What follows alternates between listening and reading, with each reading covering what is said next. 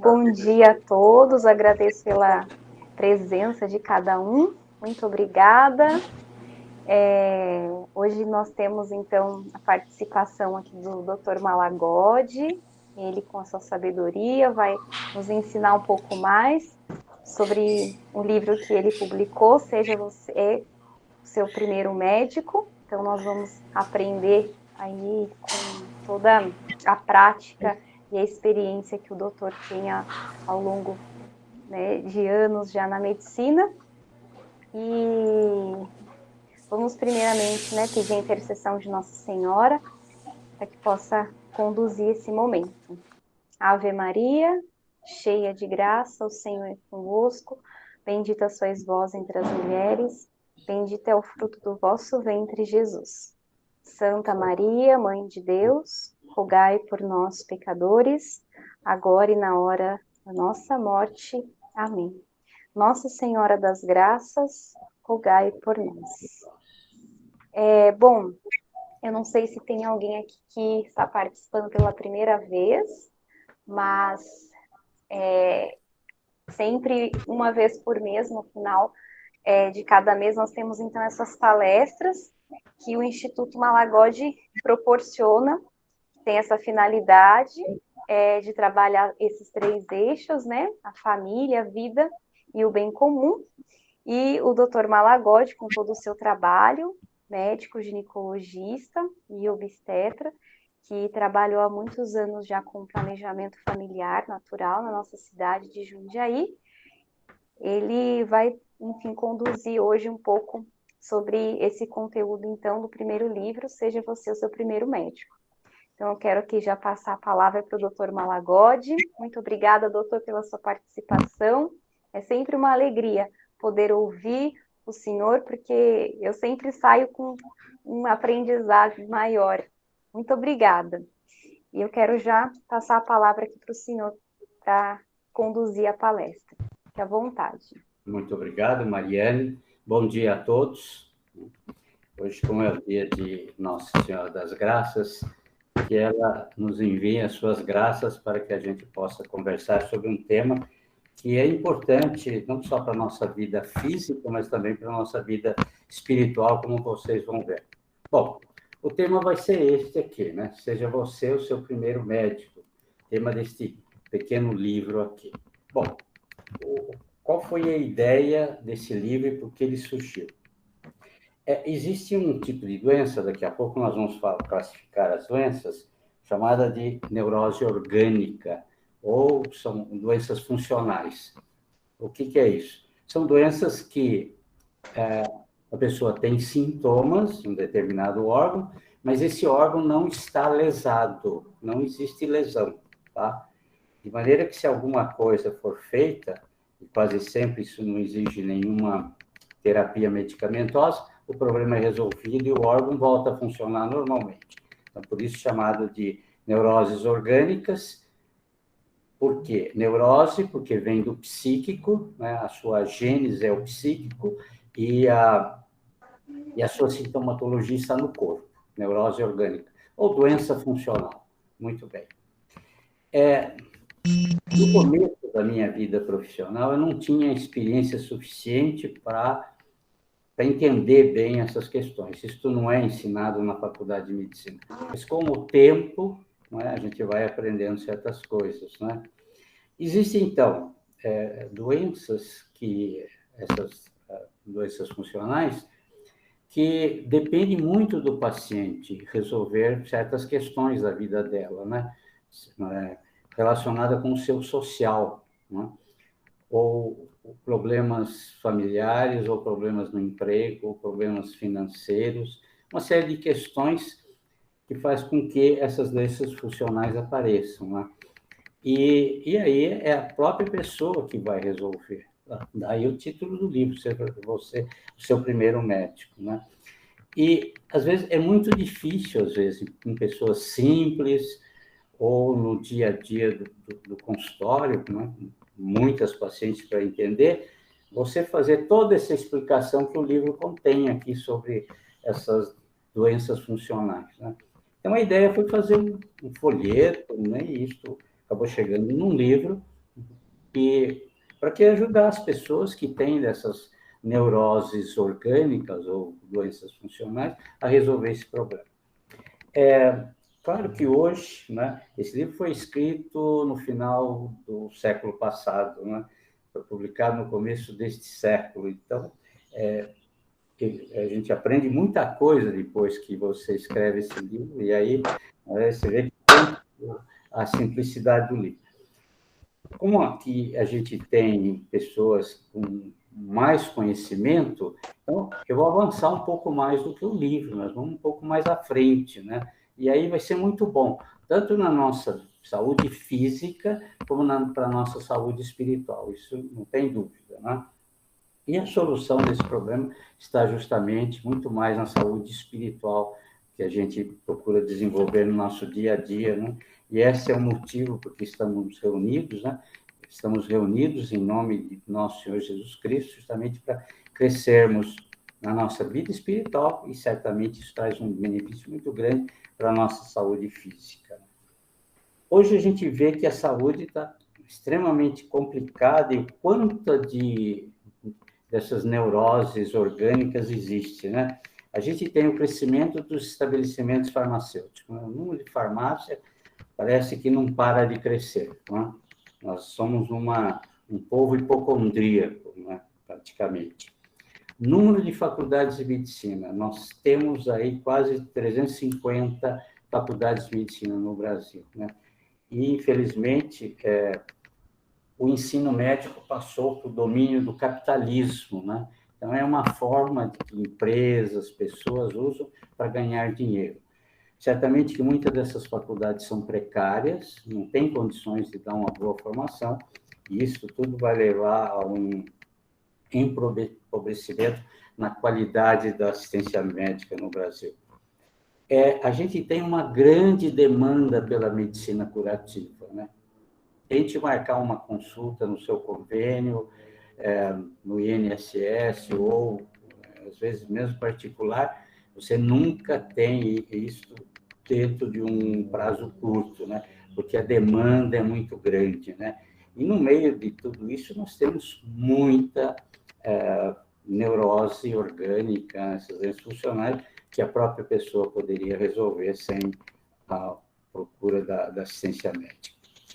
A verdadeira saúde, gente, não está em tratar a doença, mas em evitar, né? Porque quando a doença se estabelece, nós já não estamos falando mais de neurose orgânica funcional, mas já de uma doença estabelecida com lesão dos órgãos, aí a coisa vai se complicando, vai ficando sempre difícil, não é? Não temos médicos tão competentes assim para resolver de uma forma mais rápida ou mais correta, então isso vai ficando cada vez mais complicado. De maneira que é muito importante a gente não deixar a doença passar da fase funcional. Então, esse é o objetivo do livro, né? A pessoa entendeu, ela vai se cuidar essa relação, esse conflito entre o seu psíquico e o seu social, ela vai procurar resolver, e aí essa doença funcional desaparece, não chega a uma fase mais avançada. Então, essa foi a finalidade do livro, né? O livro está esgotado, né? E existe uma ideia aí da gente reescrever esse livro de uma forma mais avançada, mais atualizada, para a gente poder, então, ter aí um resultado melhor. Bom, para a gente entender essa questão, né, que é a proposta do livro, né, da doença sócio-psicossomática, né, sócio, porque é o social, psíquico, a parte psíquica, e somática, porque é o corpo. São esses três componentes. Mas, na realidade, nós, como seres humanos, não somos só social, corpo e psíquico, né? O livro caminha dentro desta visão para limitar um pouco, né? Mas hoje a gente vai avançar um pouco mais, né? E vamos entender melhor até essa questão. Nós somos constituídos de corpo, psíquico e espírito, tá? E é justamente isso que nos diferencia dos animais, né? O animal tem corpo e psíquico. Nós, como seres humanos, temos corpo, psíquico e espírito. Aqui está a dimensão que nos diferencia dos animais, né? Os macacos têm 98% do nosso DNA, mas Deus nos privilegiou nesses 2% que fazem a diferença com a dimensão espiritual, gente. Deus conseguiu sintetizar em 2% do DNA essa dimensão espiritual, né? E é dentro da dimensão espiritual que estão as grandes qualidades do ser humano, né? O ser humano que ama, o ser humano que tem fé, o ser humano que faz orações, o ser humano que perdoa, o ser humano que tem dignidade, que tem tendência em vez de instinto, né? Então, tudo isso nos qualifica como seres humanos, né? Como pessoa com dignidade, né? Nos animais, por exemplo, a espécie é muito mais importante que o indivíduo, não é? Vocês veem, por exemplo, aquela situação em que o leão, que passa a ser o alfa dentro de um bando, quando ele expulsa o leão mais velho, que já estava ali há alguns anos, uma das coisas que ele vai fazer é matar os filhotes que existem, para que rapidamente as fêmeas entrem no cio e venham novos leõezinhos com muito mais saúde, né? Que agora são os caracteres que esse leão mais jovem vai passar, né? Então, isto beneficia a espécie, não o indivíduo. Na espécie humana é diferente, a pessoa é mais importante do que o grupo, do que a espécie, tá? Porque tem dignidade. Então, é uma coisa muito importante a gente entender o ser humano como corpo, psíquico e espírito, né? No encerramento da primeira carta de São Paulo aos Tessalonicenses, ele diz assim: o Deus da paz vos conceda santidade perfeita, e que o vosso ser inteiro, o espírito, a alma e o corpo, sejam guardados de modo irrepreensível para o dia da vinda de nosso Senhor Jesus Cristo. Então, nós temos que estar perfeitos no corpo, no psíquico e no espírito. Não é? Aqui ele fala o psíquico, ele chama de alma, né? Existe uma certa confusão, por exemplo, que com essa terminologia. Às vezes a igreja fala de corpo e alma. Corpo e psíquico. Alma, o espírito. Às vezes os padres, numa homilia, falam muito de coração. Que o teu coração esteja aberto à palavra de Deus, né? Que você reze, que tenha no seu coração as orações pelas pessoas, né? Eles estão falando da dimensão espiritual, né? Porque, afinal de contas, o coração é apenas um músculo, né? Que bate, está batendo a todo momento e não tem nada a ver com essa dimensão maravilhosa que nós temos, que é a dimensão espiritual. Mas isso não importa, né? A gente sabe que quando a gente está ouvindo isso, né? Coração, o sacerdote, ali naquele momento, está se referindo à nossa dimensão espiritual. Bom, então, ficou bem caracterizado o ser humano como corpo, psíquico e espírito, tá? Bom, uma outra coisa que nós precisamos também entender são os diferentes tipos de doença, né? Nós somos acometidos por 4 grandes tipos de doenças, né? As chamadas doenças orgânicas.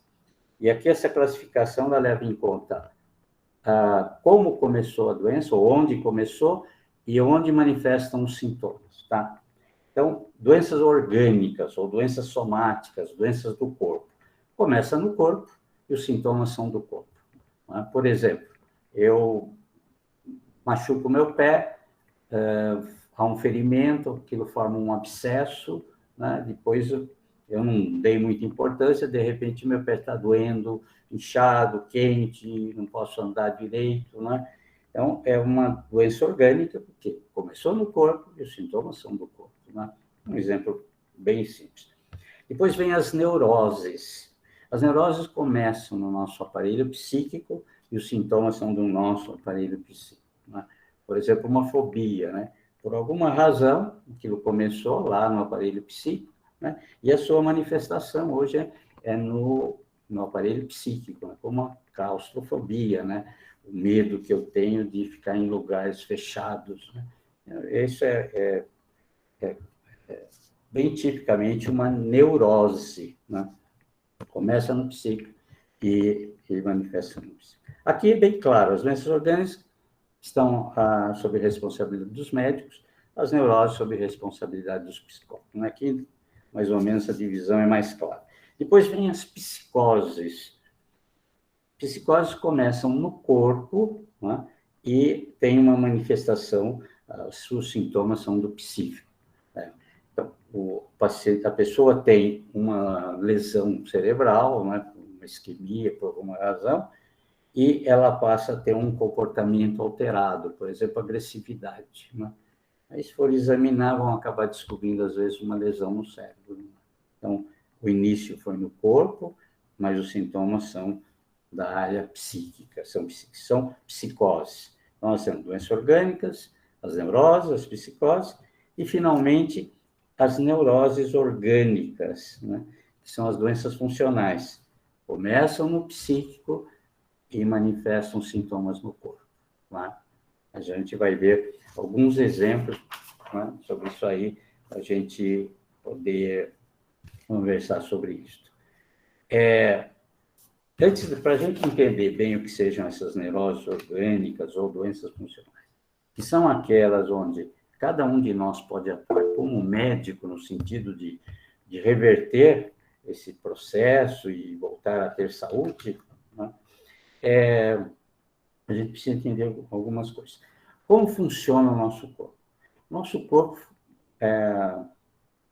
funciona graças ao sistema nervoso, né, que vai comandar todos os nossos órgãos. Né? E nós temos dois tipos de sistemas nervosos. O sistema nervoso voluntário, depende da minha vontade, eu comando, né? Abro e fecho a minha mão, ergo o meu braço, abaixo o meu braço, fecho os olhos, abro os olhos. Né? Isso esse comando nós chamamos de sistema nervoso voluntário, porque depende da minha vontade. Né? Se eu tiver vontade, eu faço, se eu não tiver, eu não faço. Mas existe um outro sistema nervoso fundamental também para a nossa vida, que é o sistema nervoso involuntário ou autônomo, automático, ele funciona sozinho, ele não depende da nossa vontade. Por exemplo, agora o meu coração está batendo, né? E eu não estou nem um pouco preocupado ou controlando o batimento cardíaco, isso é automático. Né? Eu posso estar tendo contrações no estômago, né? Fazendo digestão de alguma coisa que eu comi, isso é uma coisa automática que não depende da minha vontade. Né? Então, são esses dois sistemas nervosos. O sistema nervoso autônomo, por exemplo, controla a dilatação das artérias. Se eu estou parado aqui, as artérias das minhas pernas têm um certo diâmetro, tá? Mas se eu sair e for correr aqui em volta do quarteirão, em volta da minha casa, eu vou precisar de sangue nos meus músculos. E aí as artérias se dilatam, tá? Isso é uma coisa automática, não sou eu que comando, tá? Numa pessoa saudável, isso é um mecanismo perfeito, né? A dilatação é proporcional à necessidade do músculo naquele momento, né? Sem que eu me preocupe com isso. Ao mesmo tempo, o coração acelera também, né? Se eu estou agora com 60 batimentos por minuto, né? Quando eu correr, eu vou estar com 80, 90 batimentos. O coração também se adapta, né, a essa nova situação do meu corpo. Tá? Se eu estou dando... existe uma outra situação. Quando, por exemplo, eu vou almoçar, eu estou fazendo uma refeição, eu vou precisar de mais sangue no aparelho digestivo. E agora são as artérias do plexo mesentérico, aquelas que irrigam o estômago, o intestino, que vão dilatar. Enquanto isso, diminui o sangue lá nos músculos da perna. Tá? Então, o organismo, inteligentemente, o sistema nervoso autônomo, ele faz todo esse controle, que nós não precisamos nos preocupar. Né? Mas existe uma relação entre o psíquico e o sistema nervoso autônomo. Né? Por exemplo, eu estou andando num lugar qualquer, ermo lá, num lugar até que tem algum mato, de repente eu me deparo com uma cascavel. Né? Naquele momento, né, o susto faz com que a suprarrenal descarrega um pouco de adrenalina, o coração bate mais rápido, né? Vai mais sangue um pouco para os músculos, né? Me preparando, então, para uma situação de fuga, né? Ou de agressividade, conforme o caso, tá? Então, vejam bem, a relação que tem o sistema psíquico, né? Nossa vida de relação com o social, com tudo que está em volta de nós, com o corpo, com o sistema nervoso autônomo, né? Então, o psíquico pode interferir. Daí porque, né, essas doenças, essas neuroses orgânicas, doenças funcionais, começam no aparelho psíquico e vão ter sintomas no nosso corpo, nos nossos órgãos, tá? Outra coisa também é o sistema imunológico, né? É um sistema que funciona automaticamente, né? Um sistema que nós temos para nos defender de infecções. São as células que existem no sangue, são outros elementos que nós temos no corpo, funcionamento de glândulas, né? Determinadas substâncias que podem também atuar nesse sistema imunológico, né? Sempre que a gente tem um estresse, esse sistema imunológico diminui a sua capacidade de defesa. É uma pessoa que está, de repente, tendo um estresse que ela mesma não se dá conta e que passa a ter, de repente, uma gripe, né? Sara, mas se o estresse continua, dali a um tempo volta a ter outro surto de gripe, né? E assim vai. Então, isso tudo, quando a gente tem noção dessa questão das doenças funcionais, elas nos ajudam a saber que alguma coisa está errada. É um aviso que o corpo dá, dizendo, ó, está acontecendo alguma coisa errada com você. Dá um jeitinho aí, muda, melhora a sua vida, né? Porque senão, né, essas alterações que no começo são funcionais podem se transformar em doenças mais sérias, né, com acometimento mesmo de órgão, precisando da intervenção aí do segundo médico, né? Nós estamos falando aqui do primeiro. Bom, vejam, por exemplo, a seguinte situação. Um senhor, né, um homem, tem lá uma epigastalgia, uma dor aqui na região do estômago. Aquela dor, né, aquilo incomoda, uma semana, 10 dias, aí ele vai a um médico. O médico conversa com ele, pergunta onde é que dói, né? Quanto tempo faz que começou, que jeito é a dor, né? E examina ali o abdômen e tal, e faz um diagnóstico que ele deve estar com uma gastralgia, dá lá um antiácido, um remédio para diminuir a secreção gástrica e manda ele embora. Ele vai, toma os remédios e melhora, né? Fica bom uns dias. Passado lá uns 10, 15 dias, a dor volta. Aí ele fala, puxa, aquele médico não atendeu direito e tal, acho que ele não acertou. Vou com outro médico. Vai com o segundo médico. O segundo médico vê, examina, conversa, tira uma história, nem sempre uma história tão perfeita como deve ser, e pede um raio-x, né? Ou até mesmo uma endoscopia digestival, e vem um diagnóstico normal. Isso não é nada e tal, você vai tomar, muda o nome dos remédios, mas o tratamento não deixa de ser o mesmo, né? Antiácido, alguma coisa que diminua a secreção do estômago e tal. Ele vai e melhora.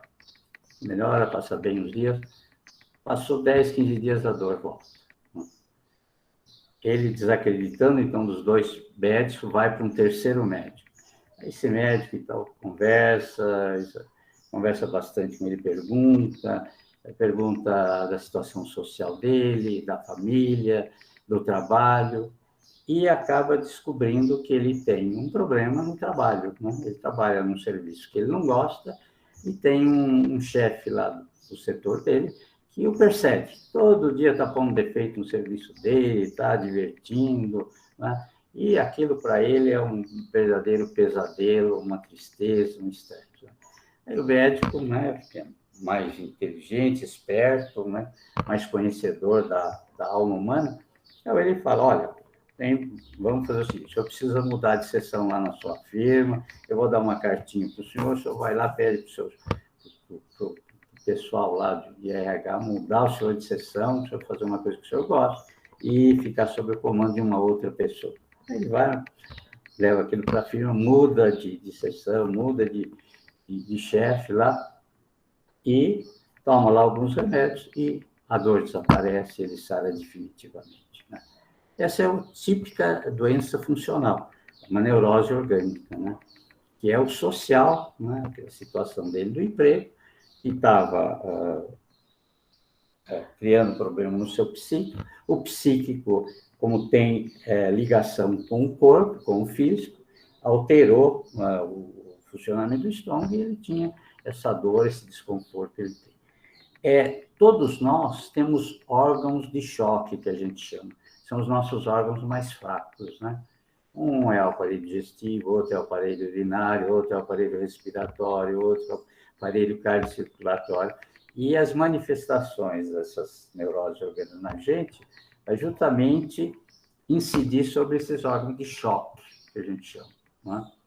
E certamente a maioria das pessoas morre por causa de doença nos seus órgãos de choque, né? Bom, espero que vocês estejam acompanhando esse raciocínio aí para entender essas neuroses orgânicas desses funcionais.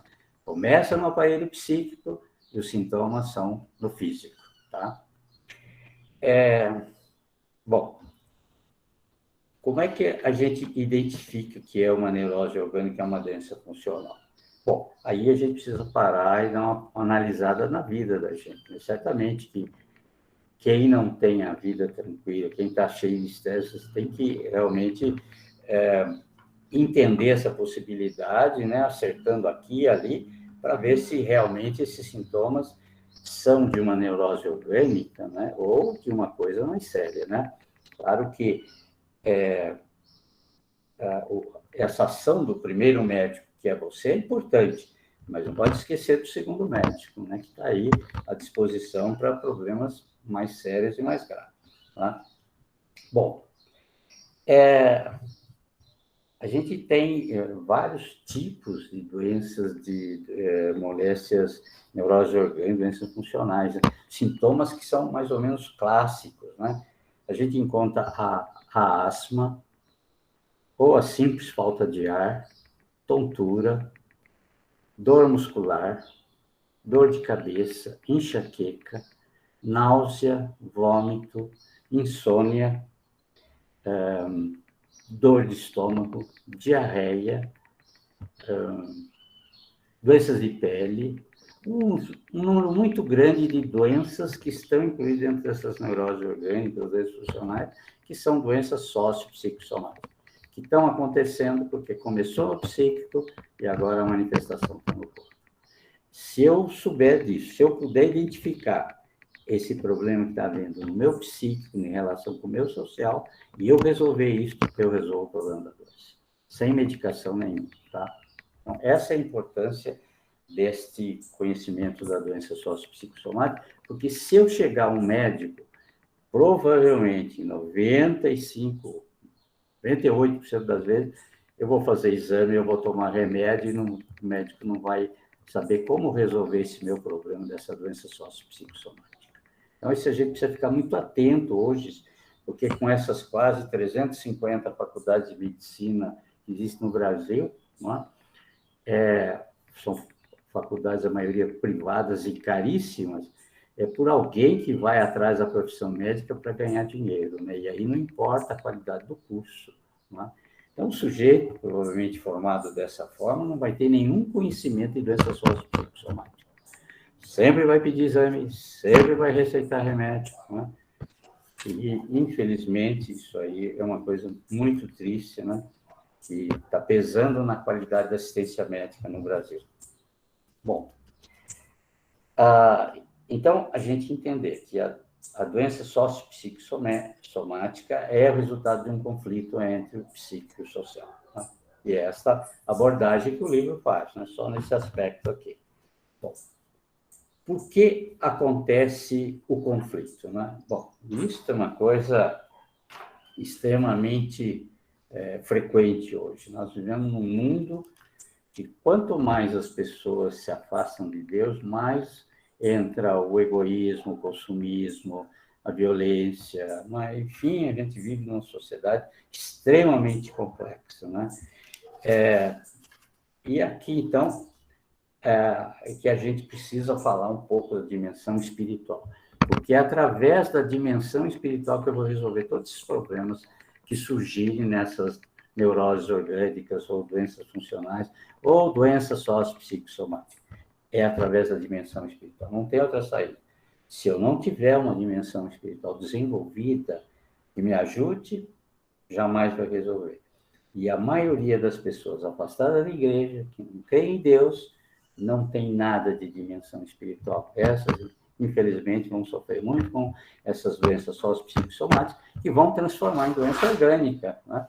E... Chicken. Está escrito chicken. Nenhum deles está escrito. Daqui. Deixa eu ver aqui. Deixa eu ver. Não, essa é de carne. Desculpe a interrupção. Bom, como é que se desenvolve a dimensão espiritual? Bom, a primeira fase, quando a criança nasce, a criança está vivendo numa fase que chama psicossomática, né? Porque ela é muito mais corpo do que psíquico, né? Então, psíquico tem já o psíquico, psicossomática, a ligação do corpo e do psíquico, né? Ela não tem ainda uma dimensão espiritual desenvolvida, né? E ela, como ela não tem autoconsciência, ela não sabe, não fala, não anda, enfim, é muito desprotegida. E ela vai depender dos cuidados, principalmente da mãe, né? E aí entra a amamentação, né? Que vai suprir todas as necessidades que ela tem de alimento, o leite materno resolve tudo, né? Até 6 meses deve ser o alimento exclusivo, né? Depois vai até 2 anos, mas mais importante do que o leite é o toque, né? Porque como ela não entende nada e ela precisa ser amada, se sentir amada, né? É através do toque que ela vai perceber que ela é amada pela mãe, né? Então, o papel da alimentação é fundamental, tanto na questão do leite como na questão do toque, né? Essa proximidade entre a pele da mãe com a pele da criança.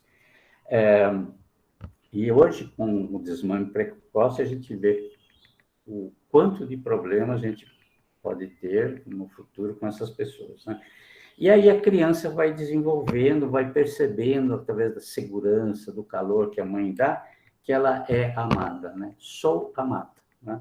E aí ela vai desenvolvendo essa fase psicossomática, sendo amada pela mãe, né? Vivendo um narcisismo, né? Quer dizer, ela está no centro do mundo e tudo, o mundo tem que atender às necessidades dela, e ela com isso se sente amada, né? Mas isso precisa mudar, né? Precisa mudar. A partir do segundo ano de vida, um pouco antes, um pouco depois, ela começa a fazer contato com o social dela, né? Com a mãe, ela reconhece a mãe como uma pessoa, o pai, os familiares, os amigos. Ela vai, então, desenvolvendo essa segunda fase, que é a fase psicossocial, né? E aí ela deve partir para uma outra perspectiva. Ela antes era sou amada, agora ela diz assim, sou amada, por isso amo. Quer dizer, a causa é que sou amada, o efeito é eu amo, né? Tá? Então, enquanto as pessoas a amam, ela ama as pessoas, tá? Ainda não é a perfeição, mas essa é a fase psicossocial, onde ela vai se relacionando com esse meio, né? À medida que ela vai crescendo, começa a desenvolver nela, então, a terceira fase, que é a fase mais importante, que é a fase psicoespiritual. E aí as coisas mudam, né? Amo, né? Porque e por isso sou amada, né? A causa é amo e o efeito é que sou amada. As pessoas me amam agora porque eu amo, né? Não é o contrário da fase psicossocial, né? Esta é a fase que nós devemos estar. Eu amo, né? E E o efeito disto, eu amo todas as pessoas, o efeito disto é que elas também vão me amar, tá? Esta é a perfeição, a fase final do desenvolvimento nosso, no sentido de chegar a desenvolver a dimensão espiritual, tá? Claro que, se eu parar na segunda fase, sou amado porque amo, né? Eu não desenvolvo a minha dimensão espiritual, fico parado, né? Eu só vou amar as pessoas que me amarem, né? E não é isso a proposta evangélica. A proposta evangélica é que eu amo e por isso, por causa de eu amar todas as pessoas, elas me amam, né? Este é o final desse desenvolvimento, né? E no crescimento da criança, é muito importante também as figuras paterna e materna, que têm papéis diferentes, né? Por exemplo, o amor que a mãe passa para a criança é um amor incondicional. Não importa o que você faça, não importa quem você é, né? Eu te amarei sempre pro resto da tua vida. É um amor incondicional, o amor de mãe. Já o amor de pai é um amor condicional. Se você for bom, eu te amo. Se você não for bom, eu não vou te amar, né? Então, a mãe desenvolve a segurança, o pai a responsabilidade. Com a junção, a criança que cresce dentro desses amores, que ela recebe de forma bem equilibrada, tanto incondicional, que a mãe não pode exagerar, né? E daí o pai, com seu amor condicional, não pode ser violento, tem que transmitir segurança, tem que ter apoio à criança, tem que manifestar sempre esse carinho, essa atenção, né? Apesar de ser amor condicional, a criança vai equilibrando o amor incondicional da mãe com o amor condicional do pai, e ela vai formando uma personalidade saudável. Então, tudo isto leva o ser humano a crescer de forma segura, vivendo a liberdade, mas de forma segura e responsável, tá? E sempre dentro daquela tensão que a gente aprende com a logoterapia, que é entre o que eu sou hoje e o que eu devo ser. A gente vive sempre nessa tensão entre o que eu sou e aquilo que eu devo ser. É uma tensão que nunca acaba, né? Nem quando a gente chegar no último dia da nossa vida, nós ainda não nos tornamos aquilo que nós devemos ser, né? Então, é uma busca constante, é uma tensão que a gente tem que viver. Isso, a pessoa equilibrada, que recebeu toda essa formação de todas aquelas 3 fases, psicossomática, psicossocial, psicoespiritual, recebeu o amor incondicional da mãe, o amor condicional do pai, então ela vai formando uma personalidade para ela poder, então, saber lutar contra a doença sociopsicossomática, né? Bom, o ser humano, então, vive num ambiente em contato com coisas, com animais, meio ambiente onde ele está, com pessoas, né? E constantemente surge conflitos, né? nessa situação aí. Então, outra coisa que é interessante é o seguinte: o corpo nosso é formado pela genética que nós recebemos, né? Isso a gente não muda, né? Cada um de nós recebeu uma genética e tem um corpo, né? Diferente, cada um de nós somos diferentes, né? E aí vem, provavelmente, algum defeito, alguma coisa boa, coisa ruim, mas o corpo nós não podemos mudar, tá? Nós somos homens ou somos mulheres, né? Temos as nossas características, mais altos, mais baixos, morenos, loiros, negros, né? Isso não importa. Isso é o corpo, é a origem genética. O psíquico nosso é formado pelo meio cultural, né? O que os pais ensinaram, o que a gente aprendeu na escola, o que a gente aprende com os amigos, o que é que a gente aprende na televisão. Então, o meio cultural vai formando o nosso psíquico. Agora, a nossa dimensão espiritual, o nosso espírito, isso é uma autoconstrução. Isso é nós que nos construímos, e aí nós podemos fazer de nós aquele verdadeiro projeto que Deus tem para nós, né? Chegar cada vez mais a essa perfeição, que seja a verdadeira imagem e semelhança de Deus, né? Então, essa é uma construção nossa, e é isso que é importante, né? Adão e Eva, lá no paraíso, no estado de inocência original, eles viviam em perfeita harmonia, corpo, psíquico e espírito.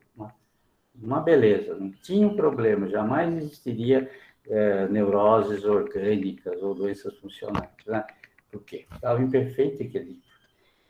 Com o pecado original, quebrou essa harmonia entre o corpo, o psique e o espírito. Cada segmento nosso quer viver do seu jeito, né? E hoje, praticamente, as pessoas que, por causa do pecado original e afastadas de Deus, vivem essa unidade corpo-psíquico, né? numa constante desarmonia, né? Se a gente pode dizer assim, o corpo e o psíquico. Não tem a dimensão espiritual e vive numa constante desarmonia entre o corpo e o psíquico, né? Tipo que o corpo tem fome, come demais, o psíquico está com um problema, o corpo pede álcool, o sujeito se torna um alcoólatra. Isso é uma forma desarmônica desse corpo viver com o psíquico, sem a dimensão espiritual, né? Infelizmente. Então, a grande questão, não só para a nossa vida temporal, como para a nossa vida espiritual, é reconstruir essa harmonia, tá? Corpo, psíquico e espírito, harmonicamente dentro de nós, sendo que o espírito é a parte privilegiada e que supervisiona o corpo e o espírito, tá? Este é o que é o ideal da nossa vida. E a nossa vida espiritual, ela nos leva a essa reconstrução, né? O corpo, do psíquico e do espírito, vivendo harmonicamente, e o espírito supervisionando o corpo e o psíquico, né? A gente tem toda a nossa caminhada dentro da nossa vida espiritual, ela vai nos ajudar, né? Vai nos ajudar.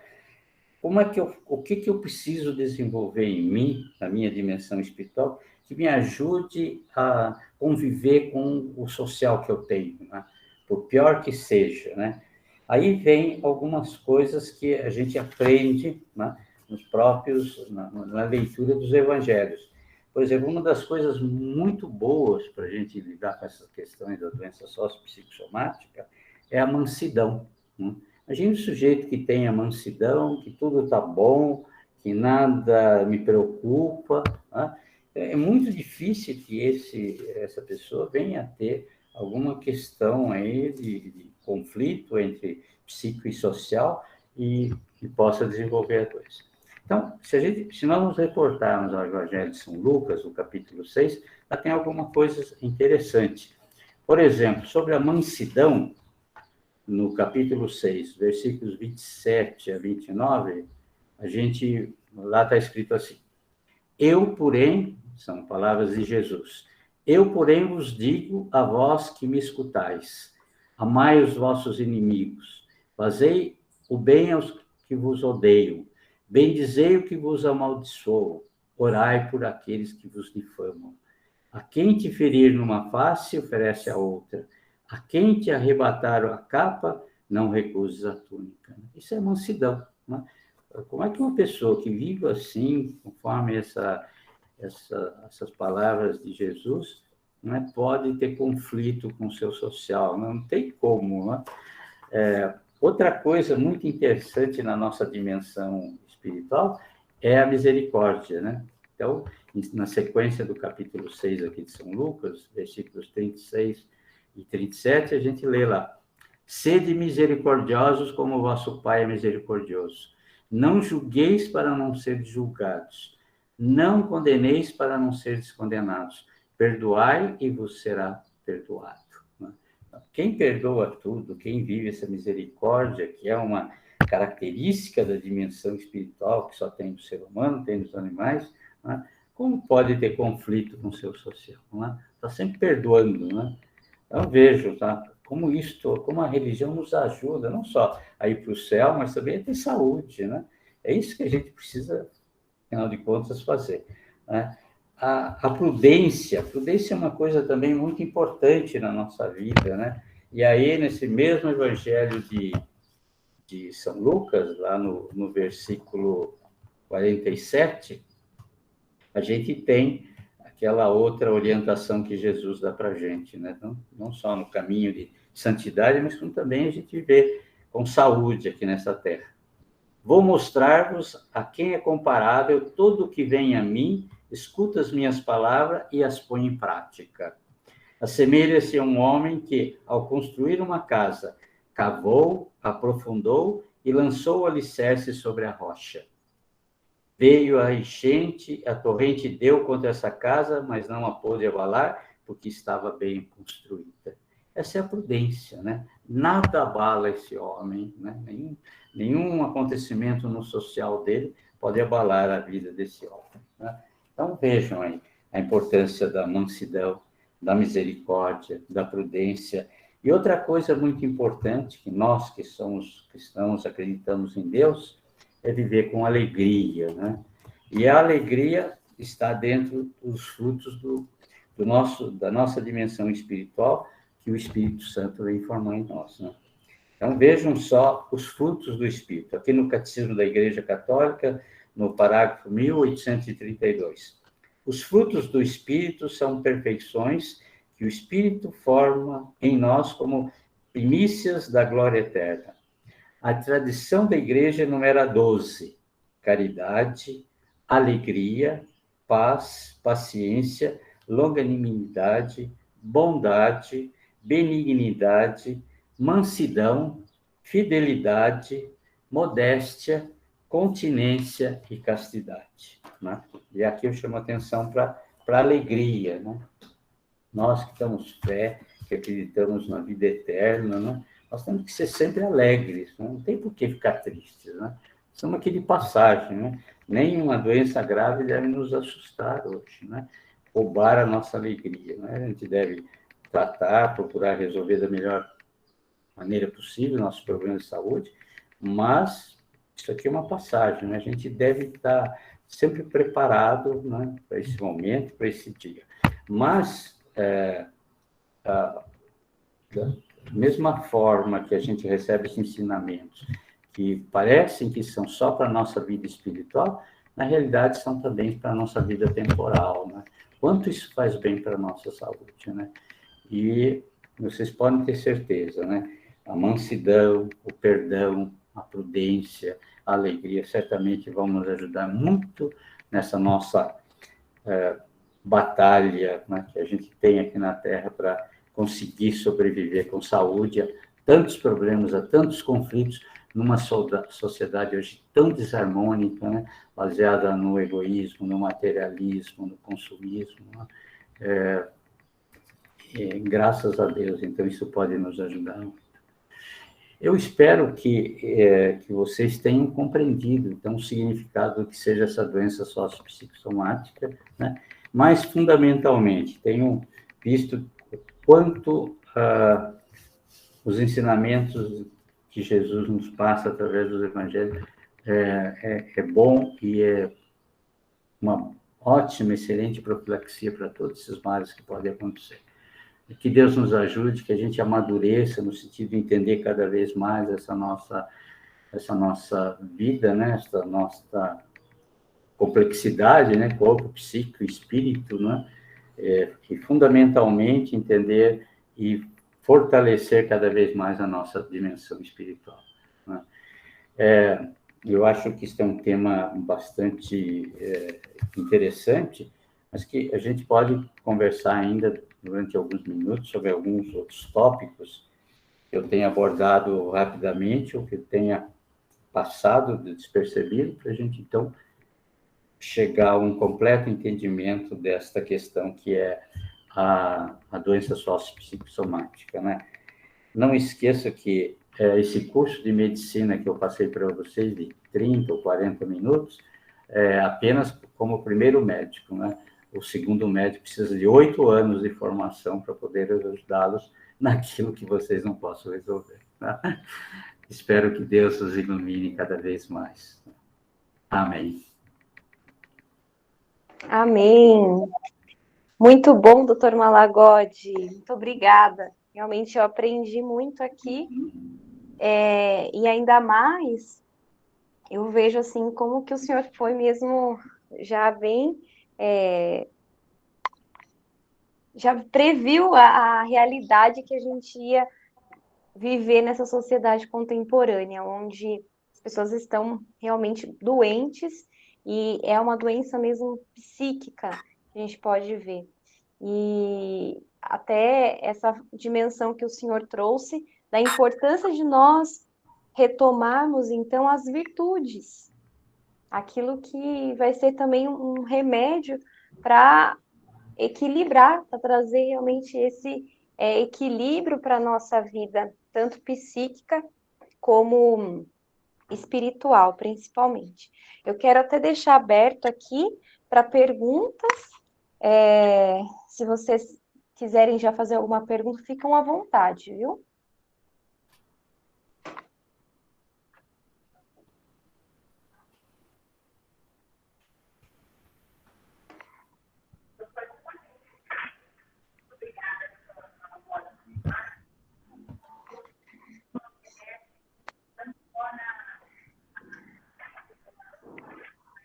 O seu som está muito baixo.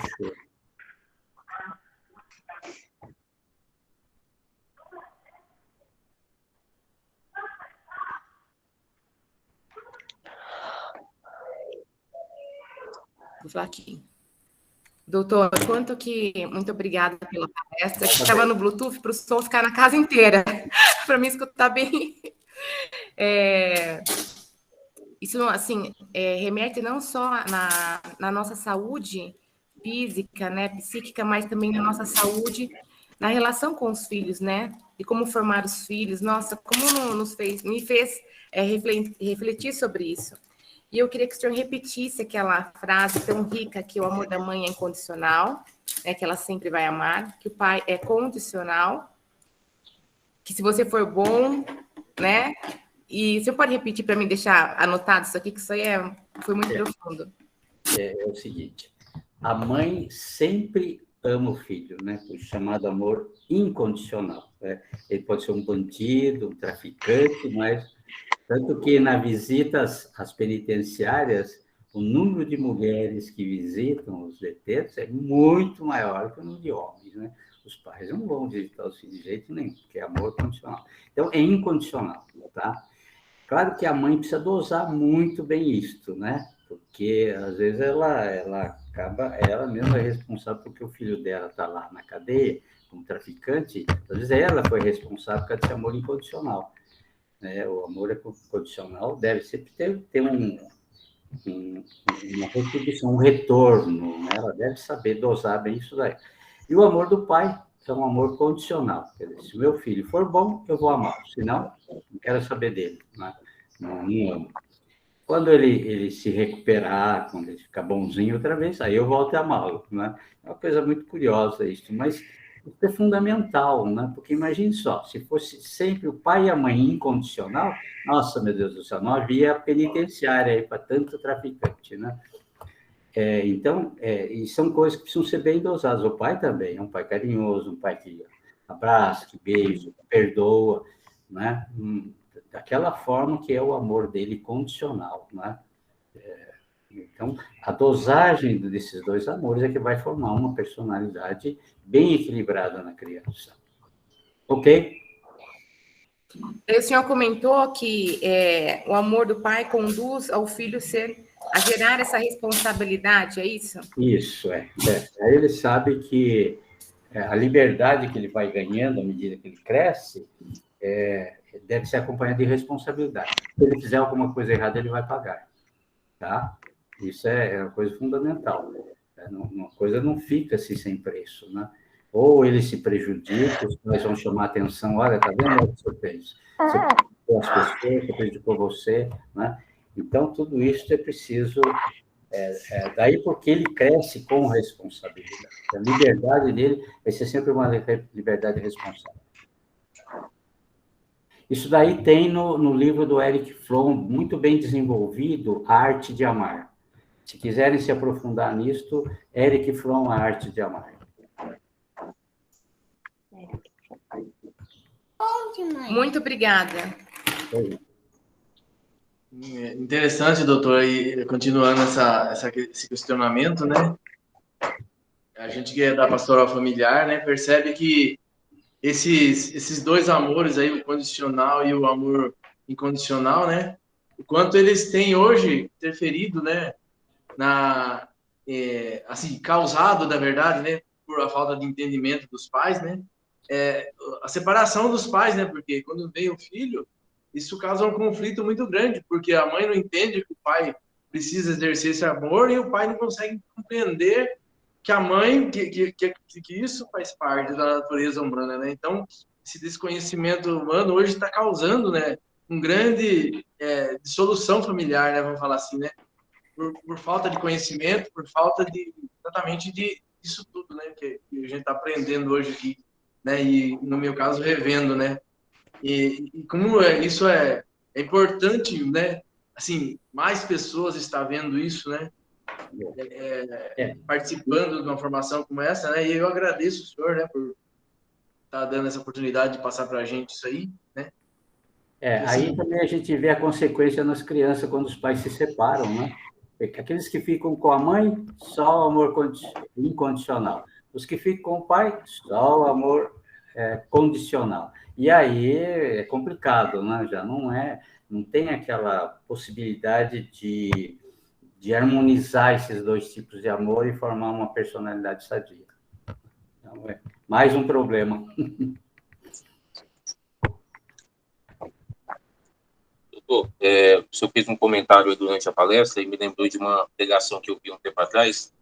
O pregador dizia assim que quando você guarda muita mágoa, ressentimento, você não consegue perdoar as pessoas, é o mesmo significado de você tomar um pouquinho de veneno e esperar que o outro que morra. Porque, na verdade, a pessoa nem lembra mais do mal que fez, mas você está ali prejudicando o seu sistema. Eu acho que tem uma certa realidade aí, como o senhor comentou, né? O perdão é uma coisa fundamental na nossa vida espiritual e para um psico saudável, né? Existe até um livro escrito, eu não me lembro o autor, não cheguei a ler, mas conheço esse título, A Cura pelo Perdão, né? Quantas pessoas que vivem aí conflitos, problemas psicológicos, né? Justamente porque não perdoam, não sabem perdoar, né? Acham, dizem que perdoam, mas aquilo é uma coisa que está ali no fundo delas, não consegue perdoar. Então, isso é uma coisa fundamental, né? A gente vê aí uma pessoa que eu conheço que está há 10 anos fazendo tratamento psicológico, né? Depressão, e que justamente pela falta de perdão, né? O filho dela, ela perdeu, teve uma criança natimorta que estava bem, e num dia que ela foi para ter o bebê, o médico disse que a criança tinha morrido, estava morta, né? E em seguida o marido dela abandonou também, né? Então, ela tem aí vários motivos para não perdoar, né? Num primeiro momento, mas que ela precisaria trabalhar essa questão do perdão. Como ela não resolve, ela continua em tratar 10 anos de tratamento psicológico, com depressão, né? Bastava se ela perdoasse essas pessoas, certamente que nossa, a vida dela mudaria. Da água para o vinho, num momento, né? Então, isso é uma coisa fundamental, realmente, né? O perdão, né? E está ali no Evangelho de São Lucas, né? Se a gente quer realmente viver mantendo mais distante de tantas doenças, né? À medida que a gente vai conseguindo desenvolver essa dimensão espiritual com o perdão, com o amor, com a prudência, a gente vai realmente melhorando a nossa qualidade de vida também aqui na Terra, né? Nós não nascemos para sofrer, né? Nós sofremos porque nós não sabemos administrar nossas vidas, né? Complicamos o mundo, destruímos a natureza, e aí vem todo esse sofrimento.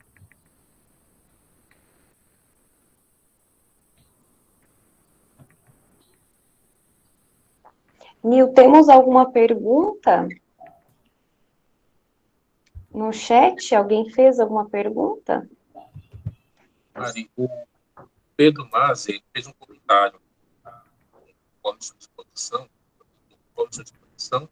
os exercícios espirituais nos ajudam a superar muitas dificuldades.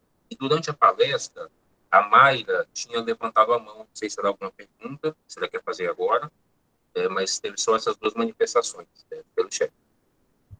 Eu cliquei sem querer, desculpa. Beleza, Mayra.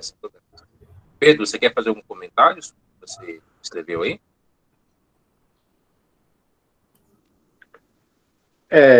Eu fui entendendo conforme o doutor foi falando sobre essa psicossocial, né, as doenças psicossociais, e aí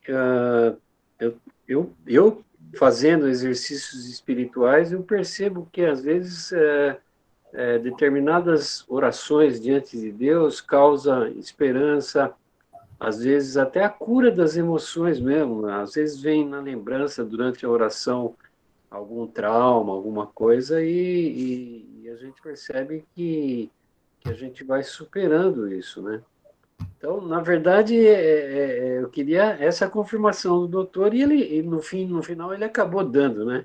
Falando aí do perdão, da caridade, é isso. No livro, esse livro é muito simples, né? Então ele não aborda a dimensão espiritual. Eu avancei um pouco mais na dimensão espiritual, porque esse nosso grupo que nós estamos conversando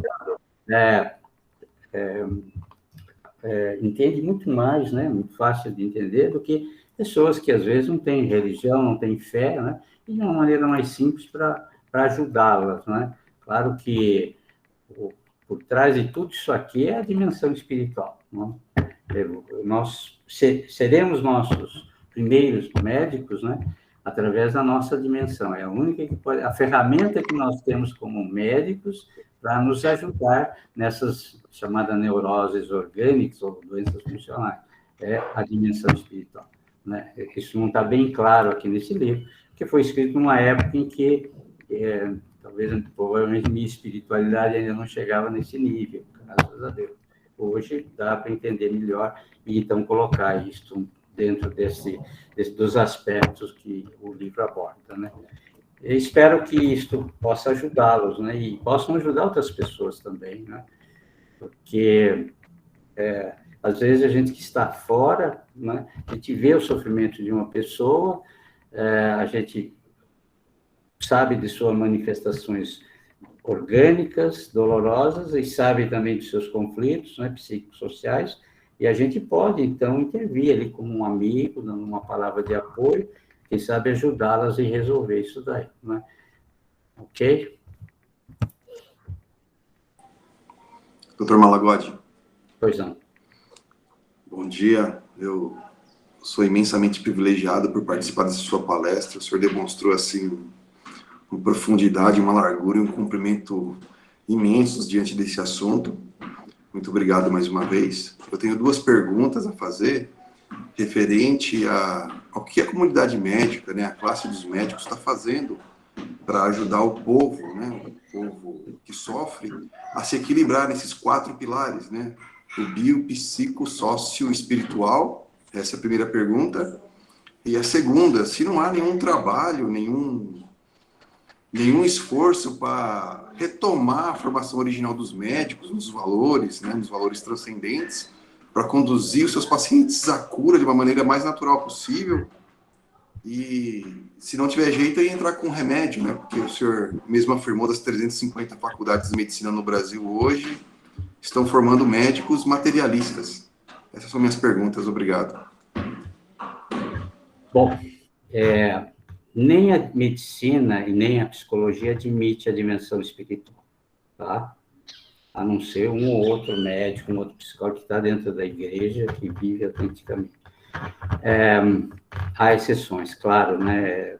Quando a gente encontra alguém que vive a dimensão espiritual, um psicólogo ou um médico, as coisas vão ficar muito melhores, muito mais fáceis, e a gente certamente nós vamos ser muito bem atendidos. Isso é uma coisa difícil, né? A medicina hoje ela é uma medicina, vamos dizer assim, que está atada ao sentido capitalista da vida do mundo hoje, o que governa o mundo hoje é o capitalismo, e a medicina, infelizmente, foi invadida por isso, né? No sentido de tanto o médico, né, ganhar mais dinheiro com menos trabalho e também a influência das indústrias farmacêuticas e das indústrias de equipamentos de diagnóstico, né? Então, isso é uma coisa muito séria hoje, né? Dentro da psicologia, uma exceção que a gente faz é a logoterapia. A logoterapia, ela é maravilhosa nesse aspecto, né? Porque ela admite Deus, né? Porque ela trabalha em função da busca de um sentido na vida, um sentido que não é ela que indica, mas é a própria pessoa que vai buscar, e esse sentido pode ser Deus. Para você ter uma ideia, o Viktor Frankl fala do amor. Pensemos agora simplesmente no fato do amor. O amor, na medida em que é verdadeiro, é sempre amor de pessoa para pessoa. Portanto, do mesmo modo, de espírito para espírito. Uma coisa maravilhosa que é a logoterapia, né? Ele já fala de espírito e diz que o amor está lá na dimensão espiritual. Não é o meu organismo que ama outro, mas o eu que ama o tu. Por isso, e só por isso, o amor consegue sobreviver à idade. Essencialmente a idade de um organismo e a morte do ser amado. Quer dizer, ele acha até que o amor continua até depois da morte. Se você amava uma pessoa que morreu, você continua amando do mesmo jeito, porque o amor é uma manifestação de espírito para espírito. É uma coisa maravilhosa. A logoterapia foge um pouco, né? Ele faz mesmo uma crítica, tanto à medicina como à psicologia, de modo geral, né? Ele acha que a medicina hoje vive um biologismo, só pensa no corpo, e a psicologia um psicologismo, só pensa no psíquico, né? Então, a saída dentro da psicologia, se alguém precisar, é procurar logoterapia, né? Tem muito a ver com a nossa fé, que admite a nossa fé, admite as 3 dimensões. Contra a medicina, quando a gente descobre um médico que acredita em Deus, que tem a sua dimensão espiritual, então a gente deve usar e abusar do serviço daquele médico, porque realmente aí a medicina vai ser muito bem realizada. Doutor, só mais uma questão. Esses tempos atrás eu estava fazendo uma pesquisa sobre placebo, essas coisas, e eu li em certo ponto que o médico, para desempenhar a sua função, ele precisa ser um pouco cético. Ou seja, ele tem que ser cético para buscar realmente qual é o problema, né? Porque ele não pode ter crenças que influenciam. Até que ponto isso interfere nesse conhecimento que o senhor apresentou para a gente aí, na formação do médico?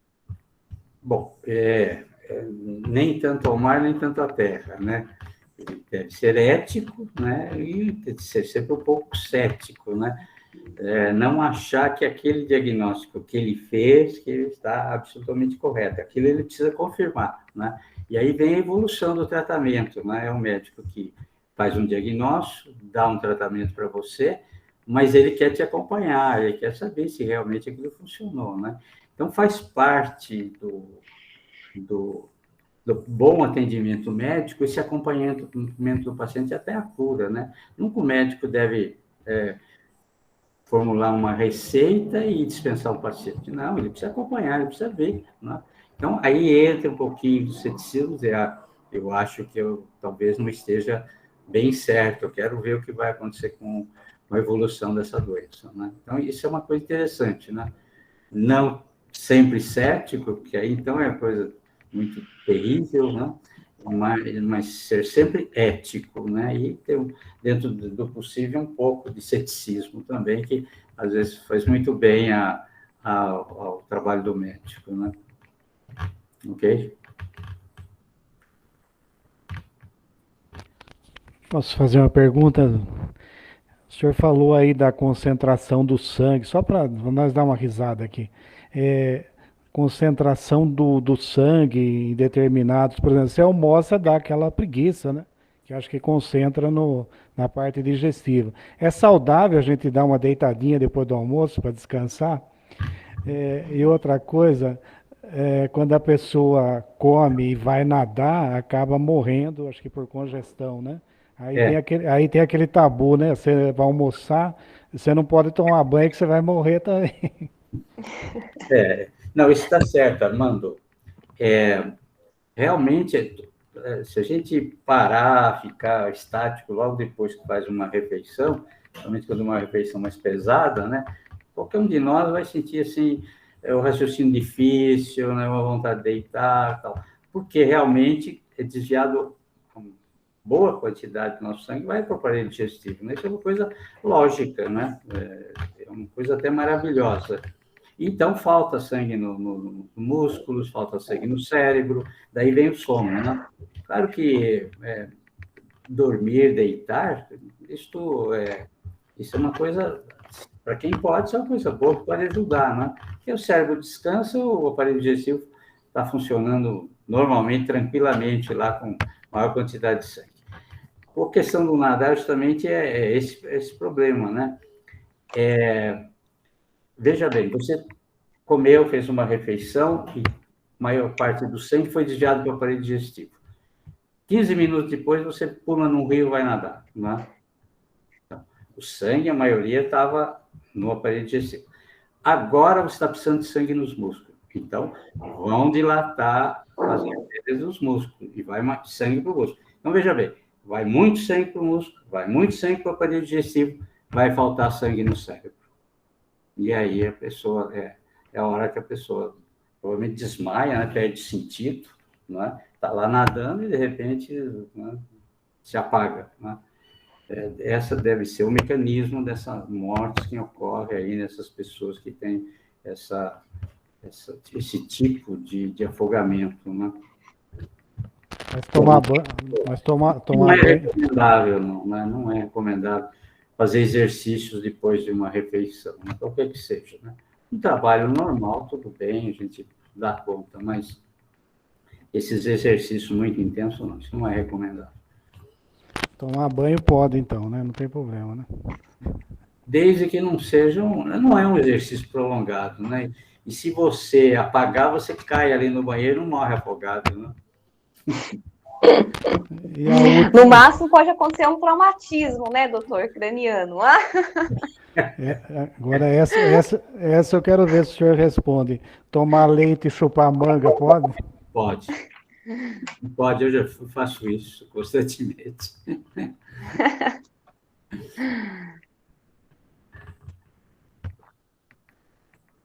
Muito bom, doutor Malagodi, o senhor hoje realmente trouxe, então, para nós essa dimensão mesmo da pessoa humana, como é importante a gente mergulhar nesse conhecimento de si. Muitas vezes, a gente tem percebido mesmo que hoje, o profissional, principalmente o profissional da área da saúde, tem perdido essa dimensão da pessoa humana. Eu estou lidando com um ser espiritual. Ele não tem uma dimensão que nem os animais têm, como o senhor mesmo colocou. Nós temos tendências e não instintos. Nós temos escolhas, nós temos nosso livre-arbítrio. E quando a gente para fazer esse aprofundamento de si, muitas questões interiores, principalmente nessa condição de ansiedade, de depressão, ela vai tendo um conhecimento melhor. Hoje a sociedade encontra-se doente. Doente porque perdeu o sentido da vida, como o senhor mesmo bem colocou, né? O grande psiquiatra que conseguiu trazer isso com a sua vivência também no campo de concentração, e ali ele pôde palpar de perto essa questão da existência humana, essa parte sensível do que é o homem, entender o que é o homem. Como é belo, somente uma criação muito sábia, um criador que pensou em todos os detalhes, poderia pensar, então, na sua criatura, para poder reconhecer essa obra. que é aquilo que ele fez com amor. Então, o amor, ele transforma, o amor, ele muda, o amor, ele move. E quando a gente trabalha esse amor e luta por esse amor, sem dúvida, tudo aquilo que existe de questões mais inferiores dentro da nossa vida, ela vai tomando um significado diferente. Porque o homem, ele tem essa capacidade de trazer esse significado que é por meio da nossa inteligência.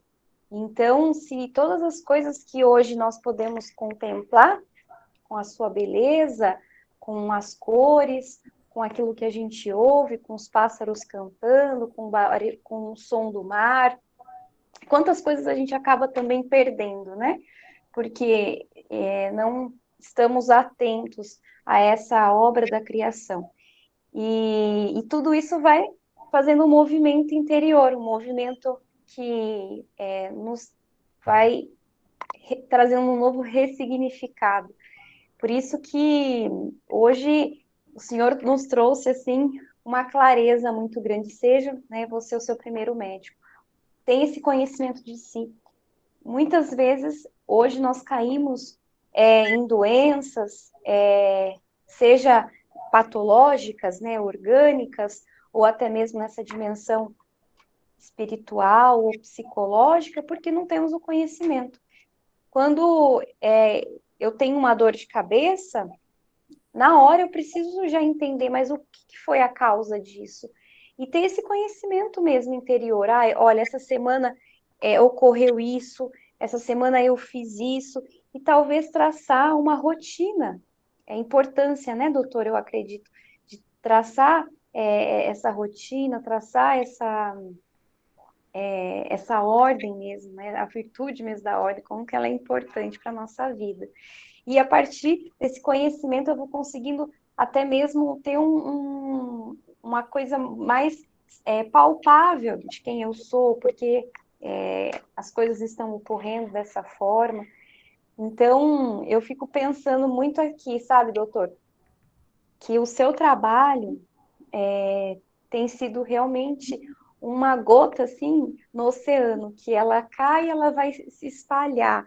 E que muitos médicos possam também, ao ouvir aqui, quem sabe, né, isso não se estende para alguns outros colegas também da área, possa expandir isso, olhar mais para a pessoa humana e esquecer um pouco dessa dimensão materialista. Aí eu quero aqui, doutor, para a gente já encerrar, temos ainda alguns minutinhos, que o senhor possa deixar, eu acho, uma frase, assim, ou algum conselho mesmo de vida para nós essa semana, principalmente alguma questão prática que possa nos ajudar. Ainda mais essa nossa agitação que a gente vive no nosso dia a dia. O que o senhor pode trazer assim para nos orientar? Bom, eu vou fazer uma proposta para a mudança do título do livro. A gente falou tanto em vida espiritual que o livro deveria se chamar Seja Você Seu Primeiro Sacerdote. Olha! Que lindo, que lindo. É muito importante a vida espiritual, né? E ela resolve tudo isso, né? Que nós precisamos, né, nos aprofundar cada vez mais, não só na teoria, mas na prática da vivência, de tudo que a gente aprende com os evangelhos, que são maravilhosos, né? Os conselhos evangélicos são fundamentais para a nossa vida, tanto a nossa vida temporal como a nossa vida futura e eterna. Lindo, maravilhoso. Bom, então vamos aproveitar aqui para a gente rezar o Ângelus, que já está quase no horário meio-dia, né?